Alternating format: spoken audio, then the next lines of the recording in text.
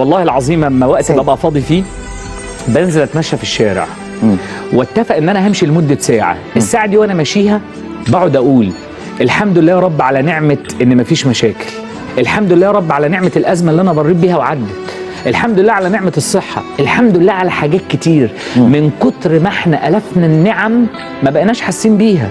في نفس الوقت اللي احنا قاعدين فيه دلوقتي في واحد عنده مرض واقف ما بينه وما بين حياته كلها، مش فكره انه يحقق احلامه، فكره هيعيش بكره ولا لا. في ناس بتدور على اللقمه، مش هياكل لحمه ولا فراخ.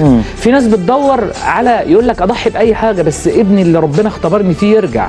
في ناس بتضحي على البيت، الستر في عز الساعه دي، نفسه ببطانيه، نفسه بس يجيب شباك جديد لان القديم بيدخل هوس. ما تبصش دايما لله على بص للي تحت، بص للي حواليك. عدي على معهد ناصر، عدي على مستشفى 57، نسال الله العلي العظيم العفو والعافيه لكل الناس. عشان كده بنوصي الناس قول اللهم لك الف حمد وشكر، ان الله يديم نعم الحامدين، فالحمد لله كثيرا على الصحه وعلى البيت وعلى المشكله اللي عدت اللي كنت بتقول مش هتعدي، وعلى الضغوط وعلى العلاقه التوكسيك اللي انت اتخلصت منها وكانت مضيعه حياتك، وعلى الحاجات اللي انت كنت بتتمنى ربعها ومعاك دلوقتي وانت للاسف الفت النعم.